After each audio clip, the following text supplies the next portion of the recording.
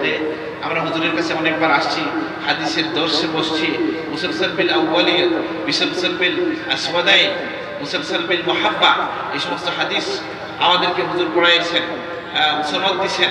আবার আমি আলহামদুলিল্লাহ আমরা সৌভাগ্যবান যে শেখ আলমী মালিকের মুতবাড়ি থেকে এই সনদগুলো আমি প্রথম লাভ করার সুযোগ হয়েছে, হুজুর থেকে পাইছি, আর অন্যান্য শায়েখ থেকে আমরা পাইছি। এই যে সনদ বা সিলসিলা, এটা কেন, এই কথাটাও হুজুর থেকে আপনাদেরকে বলছি। আজকে হুজুরের আলোচনাই তো হবে নাকি?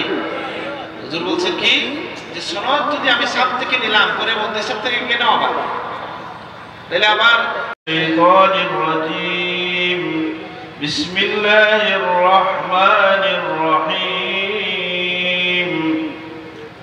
قد أفلح من تزكى وذكر اسم ربه فصلى بل تؤثرون الحياة الدنيا والآخرة خير وأبقى إن هذا لفي الصحف الأولى صحف إبراهيم وموسى صدق الله العظيم إن الله وملائكته يصلون على النبي يا أيها الذين آمنوا صلوا عليه وسلموا تسليما بسم الله والحمد لله والصلاة والسلام عليك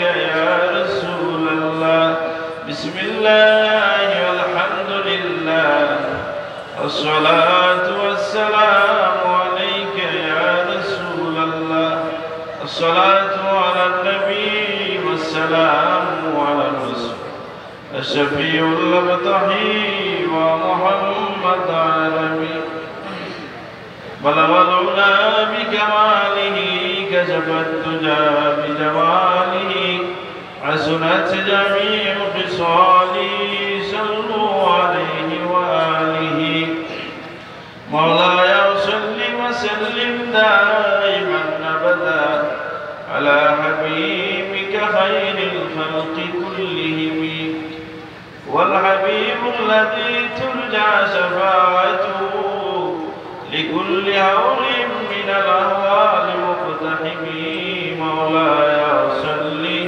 وسلم دائما أبدا على حبيبك خير الخلق كلهم وكل من رسول الله ملتمس غرفا من البحر أو رشفا من الديم مولاي صل وسلم دائما أبدا على حبيبك خير الخلق كلهم محمد سيد الكونين والثقلين والفريقين من عرب ومن عجم بلغ العلا بكماله كشف الدجى بجماله حسنت جميع خصاله صلوا عليه وآله আমি আসলে অপেক্ষা করছি বড়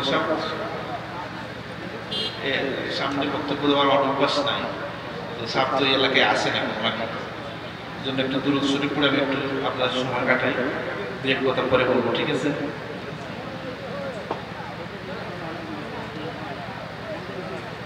يا أكرم الخلق ما لي من ألوذ به سواك عند حلول الحادث العمم مولاي صل وسلم دائما أبدا على حبيبك خير الخلق كلهم الله سبحانه وتعالى شكريا আদায় করছি। শাইখুল হাদিস উস্তাদুল উলামা হযরত আল্লামা মুহাম্মদ সাহেব হুজুরের ইসলামের সব মাহফিলে আসতে পেরেছি, এই জন্য আল্লাহ শুকরিয়া আদায় করছি, আলহামদুলিল্লাহ। তো আমি প্রথমেই আমার কষ্ট লাগছে এই জন্য যে আমি হুজুরের ইসলামের সঙ্গে প্রথম আসার সুযোগ হয়েছে, এর আগের বার আমি সুযোগ পাই নাই। আর এখানে কিছুক্ষণ আগেই হযরত সাইফুল্লাহ তাশরীফ রাখছেন, তালিম তরবিয়ত প্রদান করেছেন। এবং সকলের জন্য দোয়া করেছেন। আমি মনে করি আজকের এই মাহফিল কামিয়াব হয়ে গেছে আলহামদুলিল্লাহ। এবং গল্পের জন্য বলছি না, আমি শুধু ঢাকা থেকে শুধু এই প্রোগ্রামের জন্যই আসছি। আমি তো আসলে বলার জন্য আসি নাই, আসলে মজলিসে বসছি, আমার অন্তরটা আলহামদুলিল্লাহ পূর্ণ হয়ে গেছে আলহামদুলিল্লাহ। তো মুহাদ্দিস হুজুর সম্পর্কে আমি দু একটা কথা বলতে চাই, যদিও আমি এটার আহাল না। আর হুজুর সম্পর্কে বলার জন্য যোগ্যতা লাগবে, বয়সের ব্যাপার আছে, সুন্নতের ব্যাপার আছে, আর নিজের আল্লাহর ওলিদেরকে জানার বোঝার মতো যোগ্যতারও ব্যাপার আছে। আমি আমার জীবনে হুজুরকে আমরা ছোটকাল থেকে যেটা দেখেছি, চিনেছি, কিছু স্মৃতি আমাদের মনে আছে, যেটা সকলকে সমানভাবে হয়তো এটা আবেগতাড়িত করবে, কিন্তু আমাদের মনে কিছু মুখস্থ স্মৃতি আছে। যেমন প্রত্যেক ঈদের, রমজানের ঈদে হুজুর ঈদের নামাজ পড়াইয়া সাফুল্লাহকে সালাম করতে যাইতেন, প্রথম কিছু করতে যাইতেন। জানেন তো এটা নাকি? অনেকেই জানেন যারা সাথে যাইতেন। এভাবে কিছু স্মৃতি আমাদের মনে আছে। আর সেই সময় আমরাও সাথে থাকতাম, খেদমতে থাকতাম এবং অনেক উপকৃত হইতাম আলহামদুলিল্লাহ। হুজুর থেকে আমরা কি শিখলাম সেটা যদি বলা হয়, তাহলে ধারাবাহিকতা রক্ষা না করে আমি বলতে পারি যে আমরা হুজুরের বড় সাহেব যেদিকে ইশারা করছেন যে আখলাক, হুজুরের আচরণ অত্যন্ত মোলায়েম সুন্দর আচরণ ছিল আলহামদুলিল্লাহ। আমরা আল্লাহর জাতের উপর বিশ্বাস করে বলতে পারি, ভরসা করে বলতে পারি যে ইন্নাকা লাআলা খুলুকিন আযীম, আল্লাহ রসুলের যে মহান চরিত্র বৈশিষ্ট্য ফয়েজ, আল্লাহর রসুলের এই উম্মত, মায়ার উম্মত আমাদের হুজুর পাইছিলেন আলহামদুলিল্লাহ।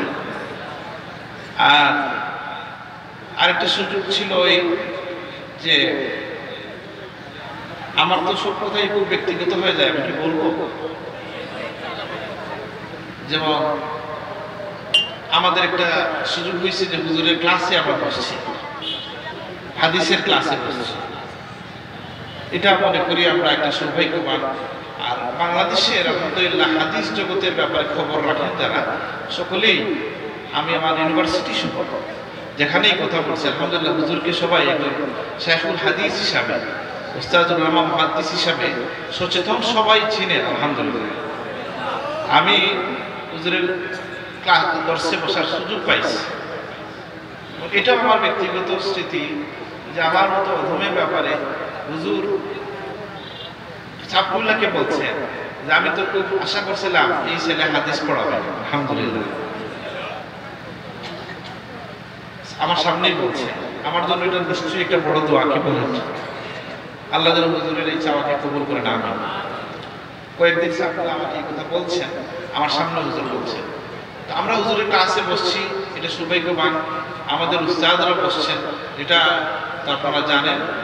আর আমরা সেই ক্লাসের কথা, দার্সের কথা মনে পড়ে, যখন হুজুরের দর্শে আমরা বসি, তখন একটা জিনিস মনে পড়ে যে হুজুরের চেহারার মধ্যে একটা পরিবর্তন চলে আসছে। আমরা ছাত্র কেউ আসেন এখানে, এটা আপনারা লক্ষ্য করছেন কিনা, যে ক্লাসের মধ্যে একটা পরিবেশ তৈরি হইতো আলহামদুলিল্লাহ।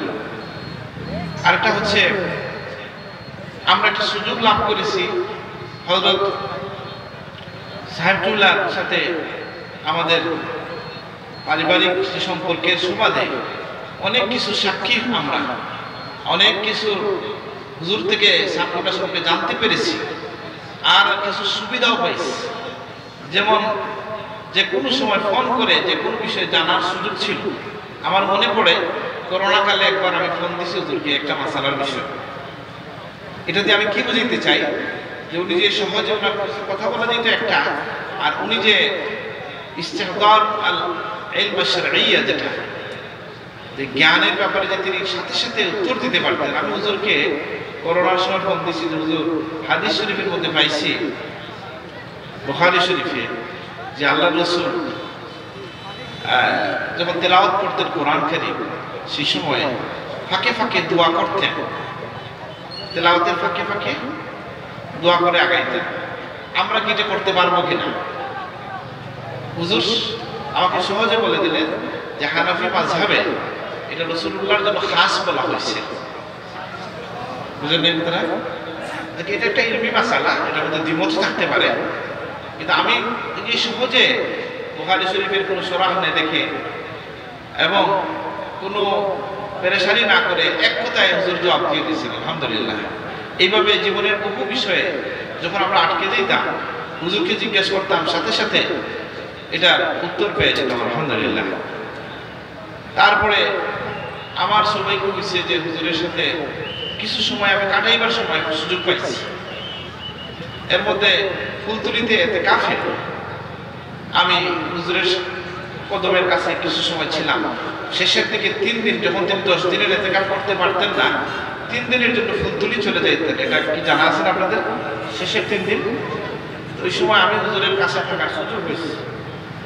তো সেই সময় অনেক কথা জিজ্ঞাসা করার সুযোগ পাইছি। এর মধ্যে একটা ছিল, আমি হুজুরকে বলছিলাম, হুজুর হযরত সাফরুল্লাহকে নিয়ে অনেকে তো অনেক কথা বলে, কিন্তু আমার কাছে একটা লকব খুব পছন্দ হয়েছে। সেই লকবটা হচ্ছে আয়নায়ে জামালে আহমদী। বলা হইতো না সামনে? হুজুর যে বলছেন আমাকে, আপনি কি জানেন এটা যে লকবটা কে দিছে? আমি বলি, হুজুর আমি তো জানি না, এই লকব আমি দিছি। সতপুরে একবার কামিলের ছাত্ররা যখন বিদায় নেবে, আমি বলছি তোমরা সাফুল্লাহর দোয়া পাইবা, আর আমি তাদেরকে বুঝাইয়া বলছি যে আল্লাহর রাসূলের আখলাকের রিফ্লেকশন, মাজহার আয়না হচ্ছে আমার সাহাবা।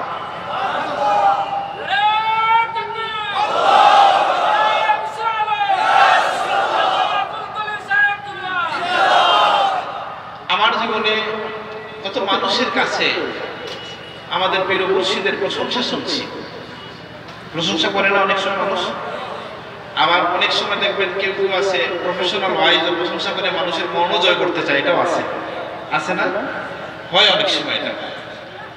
যাই হোক, আবার এই কথাগুলো ভুল থাকতে পারে, কিন্তু হুজুর যে প্রশংসা করছেন, যে 3 লাইনে হুজুর প্রশংসা করছেন, আমি এর তুলনা আর দেখি না।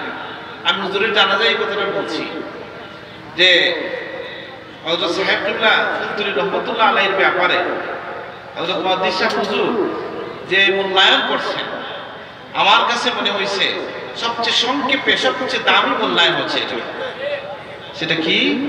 যে তিনি বলছেন যে আমরা দেখি দরবারে রিসালাত থেকে আউলিয়ায়ে কেরাম, উলামায়ে কেরাম বিভিন্ন সময়ে বিভিন্ন জাহিদগণ, মুতাসাউফিগণ সকলে উপকৃত হয়েছেন। আল্লাহ এক এক দিকে এক একজনকে কবুল করছেন।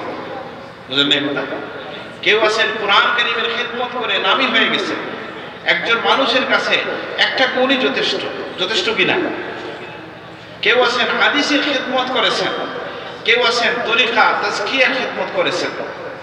হুজুর বলতেন যে আল্লাহ রাসূলকে আল্লাহ তাআলা যে 4টা কাজের দায়িত্ব দিয়েছিলেন, আর রাসূলুল্লাহ থেকে যে 3টা সনদ পাওয়া যায়, এক ব্যক্তির মধ্যে সমকালীন সময়ে খুব কম মানুষের মধ্যে দেখি আমাদের পীর মুর্শিদের মধ্যে এটা আছে। আমি কি আমার দাদা সাহেবের প্রশংসা করলাম? আর প্রশংসা যদি সত্যভাবে বলা যায়, হুজুর বলছে, আমার কাছে মনে হয়েছে দাদা সাহেবুল্লাহকে এর চেয়ে ভালো কম সময় মূল্যায়ন করার আর সুযোগ নাই। আমারকে আল আজহার শরীফের আসছিলেন কুল্লিয়াতুশ শরিয়া ডি, আমাকে বলছিলেন যে আমি খুব টায়ার্ড হয়ে আসছি, তুমি সংক্ষেপে তোমার দাদা সাহেব সম্পর্কে আমাকে নোট দাও। আমি এই 3টা কথাই নোট দিছি, আর এর চেয়ে ভালোভাবে আর কিছু বলা যায় না। আলহামদুলিল্লাহ। আর আমি হুজুরের একটা সাক্ষাৎকার আজকে দেখলাম, আমি হুজুরের উপর মূল্যায়নমূলক কোনো লেখা দিতে পারি নাই, আমি অবশ্যই একটা কিছু লিখবো, হয়তো পরবর্তী এডিশনে যুক্ত হবে বা জানবে লোকজন। আমার আবেগটা আমি বলতে চাই। তাহলে বড় সাহেব বলছে অনেক কথা আসলে বলাও যায় না, বুঝলেন এই কথাটা? বলা উচিত না।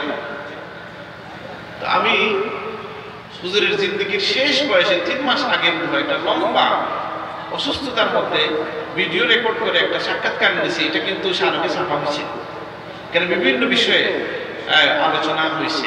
বিশেষ করে আলেম যারা আছেন, ওয়াইজ যারা আছেন, মাদ্রাসা ছাত্র যারা আছেন, আমার মনে হয় এটা পরওয়ানা পত্রিকায় আসছে, আমার বাইরের ছাপাইছেন এটা, সেখান থেকে আপনারা অনেকেই প্রশংসা করছেন, ভালো হয়েছে বলছেন যে অনেক জরুরি বিষয় আমরা হুজুর থেকে জানতে পারছি। আর আমার সৌভাগ্য যে যুগশ্রেষ্ঠ আলেমের কাছে কিছু সময় বসার সুযোগ পাইলাম এবং জাতির কাছে তার কিছু খবর মেসেজ আমি পৌঁছাই দিতে পারছি, আলহামদুলিল্লাহ।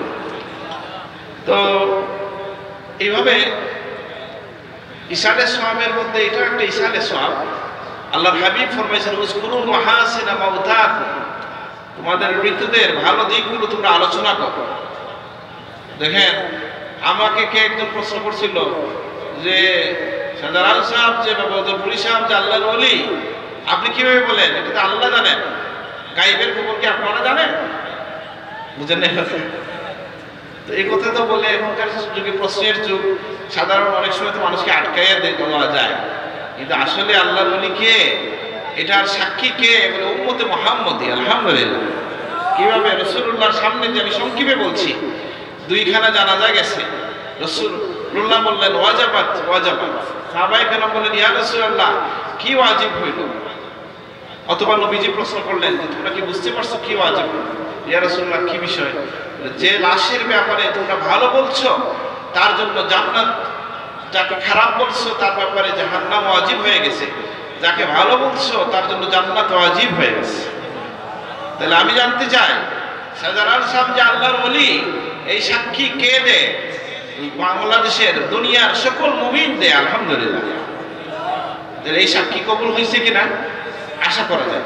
আসেন, আরেকটা হাদিস আছে, আমি সরাসরি ভাষ্য যাচ্ছি না, যে আল্লাহ কাউকে ভালোবাসলে ঘোষণা দেন, নাদা জিবরিল, জিবরিলকে আল্লাহ ডেকে বলেন আমি তাকে ভালোবাসি, তুমি ভালোবাসো, আসমানবাসীকে জানিয়ে দাও, তারা যেন জানিয়ে দেয় দুনিয়াবাসীকে, সকলে যেন আমার এই বান্দাকে ভালোবাসে। সুবহানাল্লাহ।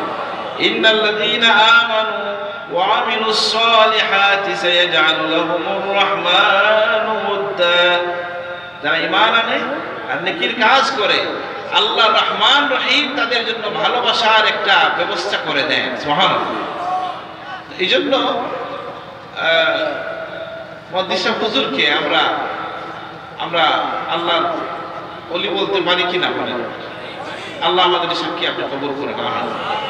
তো যাই হোক, আর আল্লাহ কোরআন কারীমে বলেছেন লাহুমুল বুশরা ফিল হায়াতিদ দুনিয়া, এর অনেক তাফসীর, এর মধ্যে একটা তাফসীর হচ্ছে দুনিয়ায় তাদের মানুষের মুখে মুখে তাদের শুহরত ছড়িয়ে পড়ে। সুবহানাল্লাহ।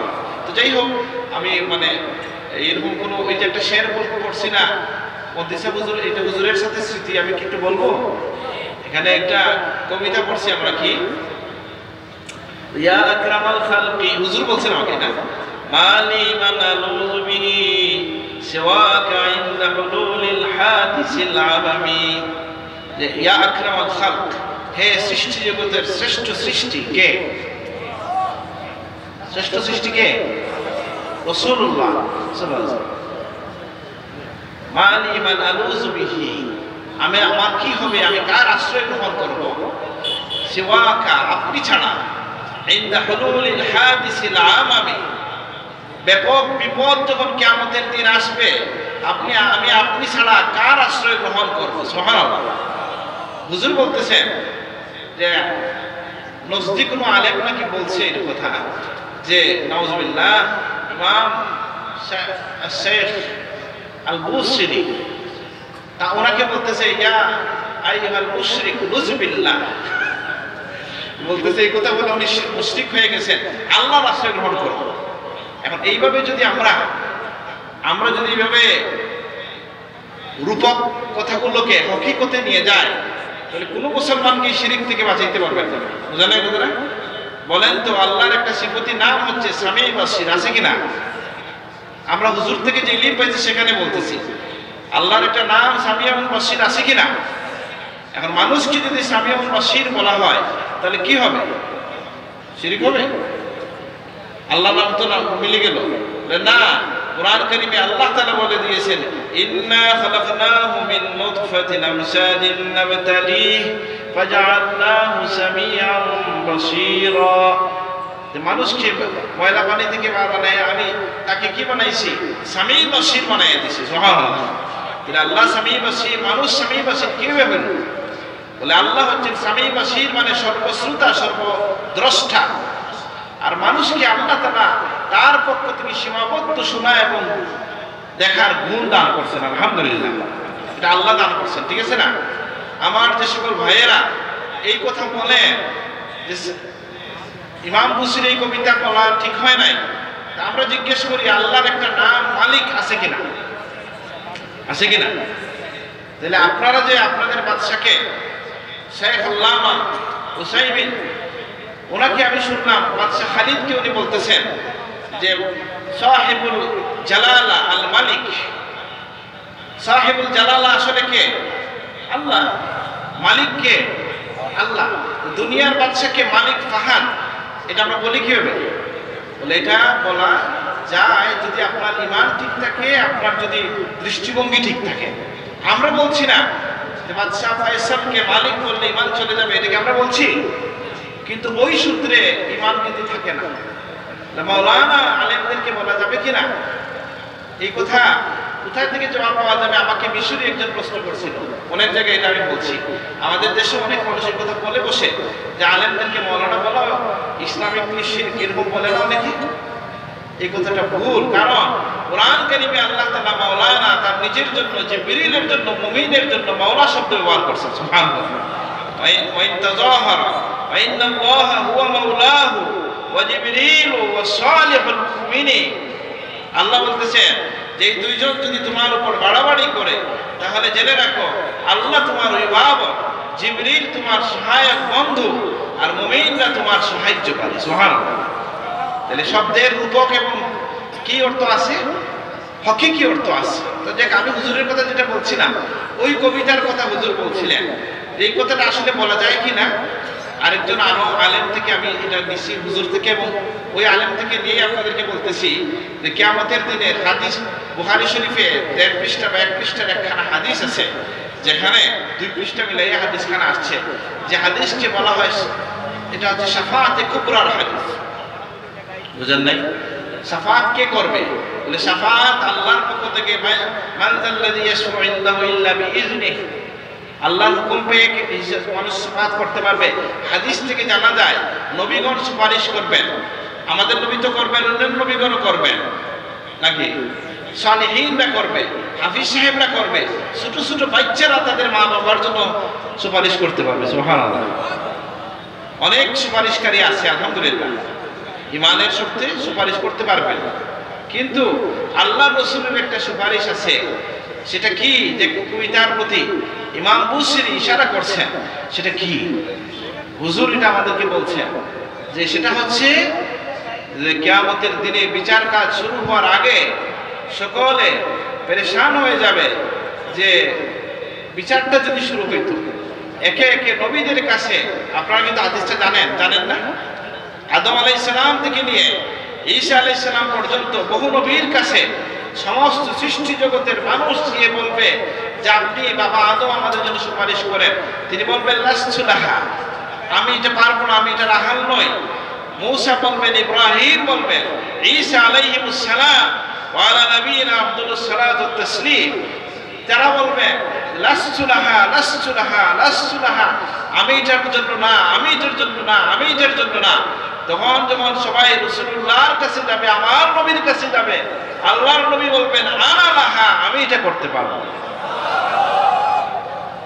এই যে সুপারিশ, এই মানুষ আল্লাহ রাসূলের কাছে কিয়ামতের দিনে, বিপদের দিনে সাহায্য চাইলো কিনা, মানে আশ্রয় গ্রহণ করলো কিনা?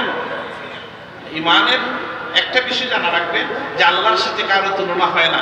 এজন্য আমাদের ইমান আলহামদুলিল্লাহ অত্যন্ত স্বচ্ছভাবে আমরা গ্রহণ করেছি।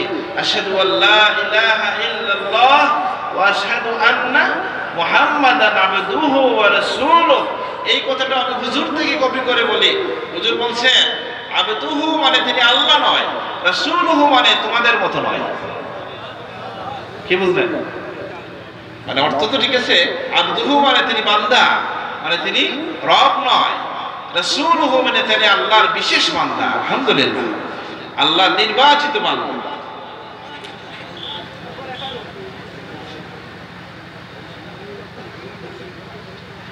তাইলে যেটা বলছিলাম যে আমরা এই জন্য আমরা হুজুরের কাছে ঋণী।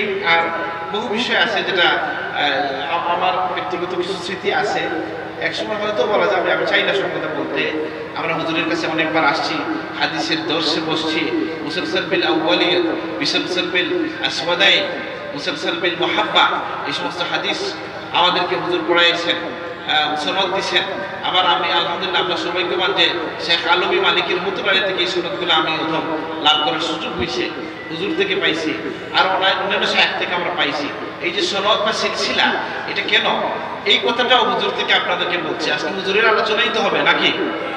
হুজুর বলছেন কি যে সনদ যদি আমি সাপ থেকে নিলাম, পরে মন্দির থেকে কেন আবার, তাহলে আবার আলমী মালিকি রহমতুল্লাহ আলাইহি বা নাজি আল আরবি থেকে অথবা আব্দুল হাকিম আনিস থেকে কেন আমরা প্রত্যেকেই জীবিত আছেন অনেক সাহেব, তাদের থেকে কেন আমরা সনদ নেই?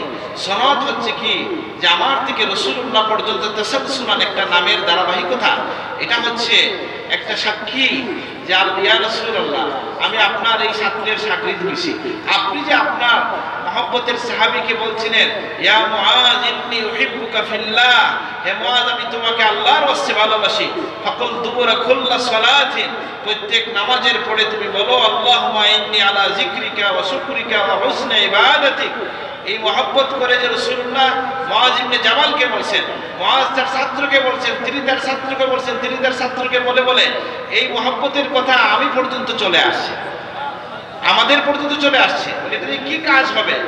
রাসূলুল্লাহ সাল্লাল্লাহু আলাইহি ওয়াসাল্লাম ফরমাইছেন কিয়ামতের দিন সকল নাসব সবব মুনকাতি হয়ে যাবে, ইল্লা সাবাবি ওয়া নাসাবি, ও কামা ক্বাল। রাসূলুল্লাহ বলছেন সকল সনদ যত সম্পর্ক আছে সব কাটা হয়ে যাবে, কাটা হবে, আর আমার সম্পর্কটা জারি থাকবে। সুবহানাল্লাহ।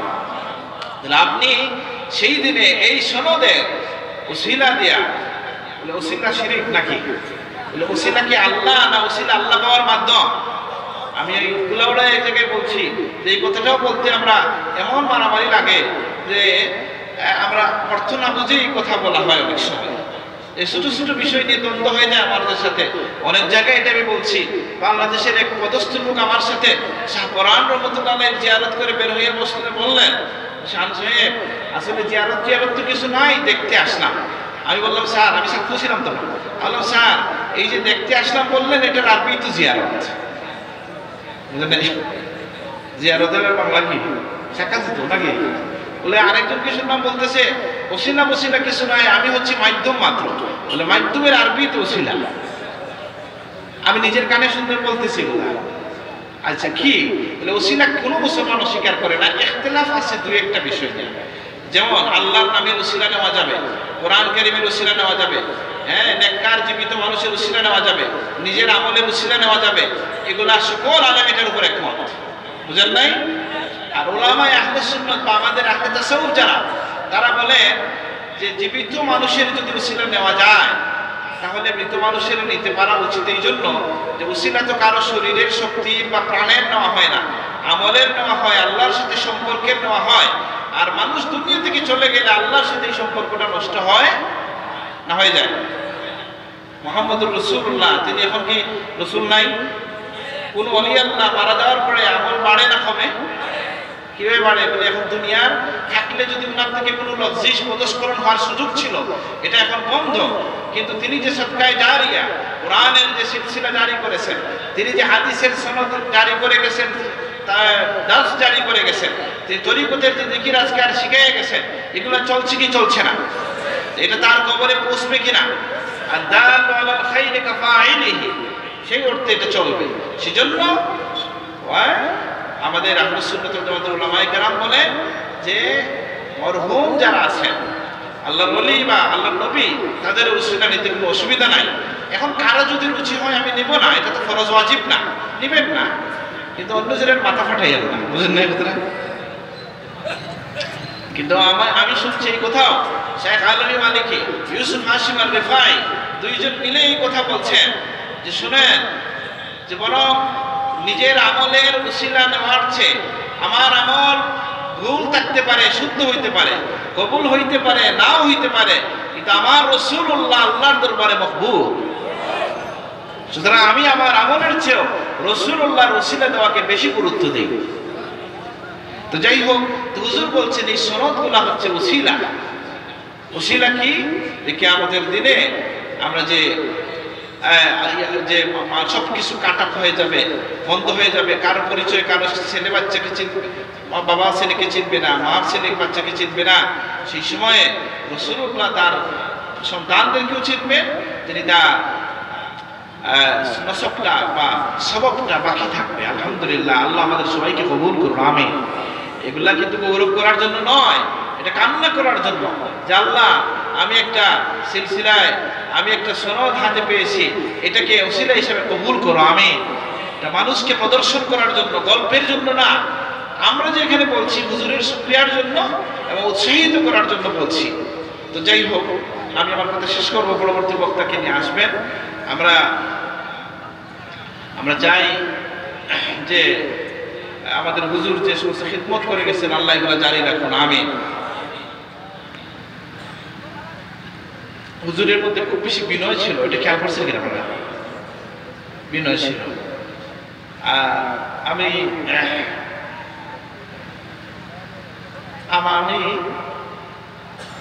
হুজুরকে নিয়ে এই বিষয়ে, হুজুরের আখলাক নিয়ে একটা ভালো কিছু দেখছি, আলহামদুলিল্লাহ।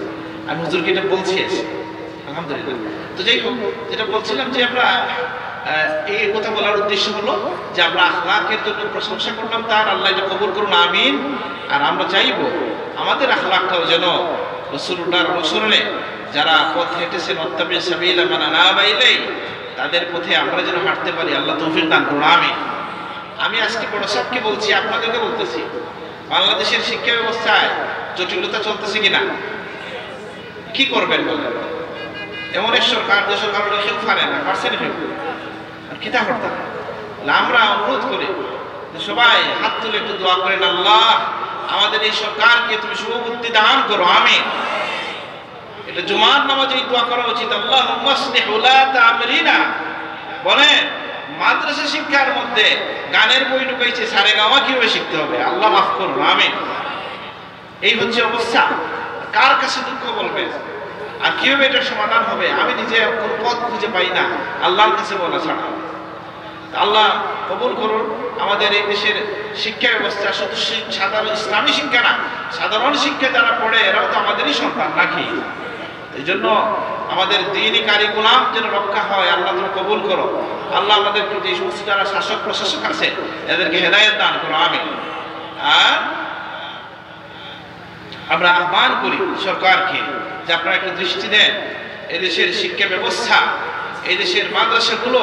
আমি যেখানে যাই এক কথাই বলছি, প্রশ্ন করি, ভাই এই মাদ্রাসা যখন বানানো হয়েছিল 70-এর দশকে, 60-এর দশকে, তখন এই এলাকার মানুষজন কি জানতো এই মাদ্রাসায় পড়ে কেউ ডিসিএসপি হবে? জানতো? জানতো না। তো মানটান্ত করে আসছে মানুষ, মাদ্রাসা বানাইছে যে এখানে আল্লাহওয়ালা মানুষ তৈরি হবে, এই জন্য মাদ্রাসা হয়েছে। এখানে রাসূলুল্লাহর ওয়ারিস হবে, এই জন্য মাদ্রাসা বানানো হয়েছে। মানুষ মুষ্টির চাল দিছে, ডিম দেয়া, মুরগি দেয়া, চান্দা করিয়া, মানুষ গরিব মানুষের মুমিনদের টাকায় মাদ্রাসা তৈরি হয়েছে যে এখানে আল্লাহর জাকির তৈরি হবে, আশিকে রাসূল তৈরি হবে। মাদ্রাসা জিকরুল্লাহর জন্য তৈরি করা হয়েছে, সারেগামার জন্য না। এটা সরকারকে বুঝতে হবে কিনা?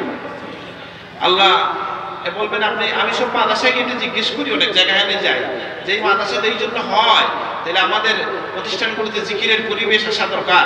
আমি আহ্বান করি আজকের মজলিস থেকেও সকল মাদ্রাসার প্রিন্সিপালদেরকে, আমি আহ্বান করি আমাদের শিক্ষকদেরকে, আমি আহ্বান করি মাদ্রাসার ছাত্রদেরকে, এদেশের ইসলামী তাহজিব তামাদ্দুন, এদেশের জিকির খানকা, এগুলা রক্ষা আর কেউ করবে না, আপনাদেরকেই করতে হবে। সুতরাং আপনারা দায়িত্ব নেন, সরকারি সুবিধা যেটা পান সেটাকে ধরে নেন একটা বরকত হিসাবে। না পাইলেও তো আমরা আল্লাহর দিন ছাড়তাম না, ছাড়তাম। আমি শুনছি আমার আপনারা, আমাদের আগামী হুজুর ওনারা যখন প্রথম পড়াইতেন 150 টাকা 70 টাকা এরকম বেতন ছিল, বুঝলেন কথাটা? হাদিয়া ছিল। তো সেই হাদিয়া বেতনে পরিণত হয়েছে, বাড়ছে, সেটা ভিন্ন কথা, সেটা আমরা অখুশি না। কিন্তু আমাদের শিক্ষা ব্যবস্থার ব্যাপারে আমরা সকলে সচেতন হইতে হবে। আমরা দোয়া করবো আল্লাহর কাছে। আমরা শিক্ষক যারা আছেন, যেখানে 9টা 5টা কেন হবে মাদ্রাসা, মাদ্রাসা হবে, 24 ঘন্টা এখানে আল্লাহর জিকির জারি থাকবে। আল্লাহ তুমি কবুল করো। ব্যবস্থা করেন, হিফজুল কোরআন খুলেন, কিরাআতের মাদ্রাসা খুলেন, সাপ্তাহিক জিকির করেন, যাতে এতে এই মানুষ যারা ডিম দেয়া, মুষ্টি দেয়া, চাল দেয়া কি করেছে, প্রতিষ্ঠান তৈরি করেছে, তাদের কবরে এই সওয়াবের ধারা যেন জারি থাকে। আল্লাহ তুমি কবুল করো। আর আমরা আমাদের যারা এটা তাদের জন্য এটা করব, আর এটা একটা প্রতিবাদ হবে এই অর্থে যে আমরা আল্লাহ একটা সাক্ষী থাকবেন যে এই সময়ে এসে আমরা চেষ্টা করেছি আমাদের প্রতিষ্ঠানগুলোকে দিনের উপর টিকিয়ে রাখার। আল্লাহ তুমি তৌফিক দান করো, আমিন। এটা প্রাসঙ্গিক হইল, আমি কথাটা বললাম, কারণ আমি আমি মনের মধ্যে কথা বলি, দেখি না যে কি হবে, বুঝি না, তুমি মাথায় আসে না কি হবে, আল্লাহ জানে। আর আপাতত মজলুমের একটাই পথ, উপরের দিকে হাত তোলা নাকি। আমরা বিশ্বাস করি যে আর সে উর্দু জগতে সিদ্ধান্ত হয়ে গেলে দুনিয়া কেউ কিছু করতে পারবে না ইনশাআল্লাহ। এবং কারোর সাথে আমাদের দ্বন্দ্ব নাই। যারা শাসনে আছেন তারা যদি ঠিক হয়ে যান, তারাও আমাদের ভাই, তারাও মুসলমান, তারাও তো আল্লাহকে মানেন নাকি। ভুল হয়তো হচ্ছে, আমরা সংশোধনের জন্য চেষ্টা করব, দোয়া করব যে আল্লাহ তাদেরকে হেদায়েত দেন, শুভবুদ্ধি দেন, সঠিক পথে পরিচালিত করেন, আমিন। আমি আমার কথা সংক্ষিপ্ত এখানে শেষ করলাম। সংক্ষিপ্ত না, মোটামুটি লম্বাভাবে সংক্ষিপ্ত হইব। আমি হুজুরের কাছে একবার আসলাম, এখানে এসে একটা কথা বললাম যেটা দিয়ে হুজুরের একটু প্রশংসার মতো বোঝা যায়। কিন্তু উনি যেভাবে কথা বললেন, আমরা সাপগুলাকে দেখছি যে যখনই হুজুর যাইতে মানুষ, সাধারণ সব মানুষ একরকম বসা, হুজুরের জন্য সাপ আলাদা একটা চেয়ার বানাইছে, বুঝেন না এটা? এটা আমরা লক্ষ্য করছি। এই কারণেই তো আমাদের মনে হুজুর আমাদেরকে এমনভাবে ইয়ে করতেন, মায়া করতেন, বা কি বলবো, সম্মান করা তো ঠিক হবে না, পীর ও মুর্শিদের দিকে তাকাইয়া এমন আচরণ। এক জায়গায় গেছি, হুজুর আমাকে বলতেছেন আমি দোয়া করার জন্য। আমি বললাম হুজুর আমার জান কুরবান, আপনি যেখানে আছেন আপনি দোয়া করবেন। ঠিক আছে, হুজুর হাত তুললেন। এখন হাত তুললে আবার বলেন এখন আপনি করেন।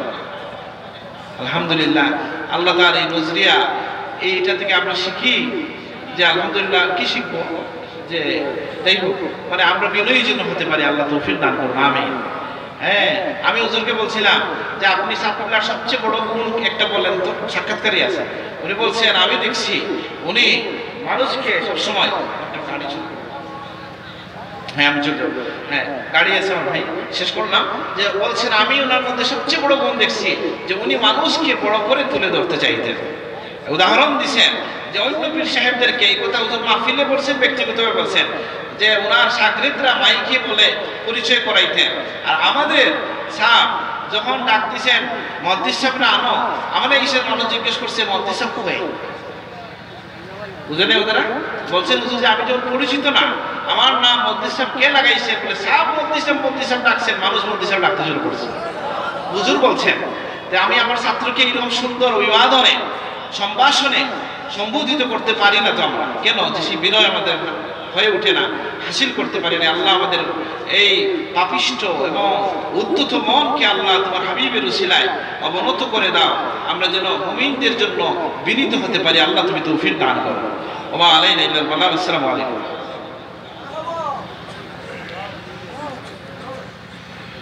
আজ ঈশা সব এটা কি প্রথম দ্বিতীয়?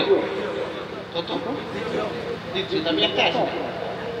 আচ্ছা, কিন্তু আমার মনে হয়েছে যে আমি অনেক বড় কয়েক বছর আসি না এরকম লাগতেছে। আমি একটা ইসালে সব মিস করছি প্রথমটা, যে কারণ সিলেটে আটকে গেছিলাম, আশেপাশে কিছু বিষয় ছিল। যাই হোক, আল্লাহ আমাদের সকলের হাজিরকে কবুল করুন। আল্লাহুম্মা আমিন। আল্লাহুম্মা সাল্লি আলা সাইয়্যিদিনা মুহাম্মদ ওয়া আলা আলি সাইয়্যিদিনা মুহাম্মদ কামা তুহিব্বু ওয়া তারদা বিআন তুসাল্লি আলাইহি। আল্লাহ আমাদের জীবনের তামাম খাতা কুসুরি মাফ করে দেন, আব্বা আম্মাকে মাফ করে দেন। আল্লাহ তাদের সন্তান সুসন্তান হিসেবে কবুল করেন। আমাদের আব্বা আম্মা যাদের জীবিত আছে খিদমত করে দোয়ার অর্থ ফিরত করেন। আমাদের আব্বা আম্মাকে সেইভাবে দোয়া করে দয়া করেন, শিশুকালে যেভাবে দয়া করে তারা আমাকে লালন পালন করছেন।